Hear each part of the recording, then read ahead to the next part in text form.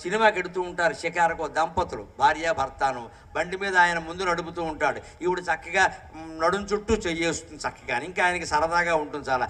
అందుకని నడుము చెట్టే కానీ హ్యాపీ హ్యాపీ అనుకుని బండి నడుపుతూ ఉంటాడు. ఈ కుర్రాడు ఉన్నాడే కాలేజీ కుర్రాడు, వీడు తిన్నగా ఉండక ఆ దృశ్యం చూస్తాడు. చూసి లైఫ్ లైఫ్ అంటే వైఫ్ బండి అలా ఉండాలి. మనం ఉన్నాం ఎందుకు ఇక్కడ, సత్రం పోయినా మటన్ నిద్ర, మన కోసం చూసేవాడు లేడు. మనం సినిమా చూసినా ఒక్కళ్ళమే వెళ్ళాలి, అందుకే పెళ్లి చేసుకోవాలి అని మొదలుపెట్టి పెళ్లి చేసుకుంటాడు.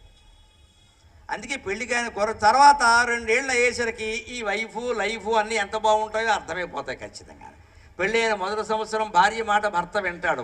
కొత్త మోజు కదా, మా ఆవిడని తిరుగుతూ ఉంటాడు. ఈ అమాయకురాలు పాపం, మా ఆయనకి నేనంటే ఎంత ఇష్టం, ఏడాదేనమ్మా, కంగారు పడకే, ఏడాదే యానివర్సరీ అవగానే మారిపోతాడు, అనుమానం లేదు ఇక్కడ. ఏడాది పాటు తిరుగుతాడు అంతే, యౌవనం అంతకంటే ఉంది, అందరికీ తెలుసు.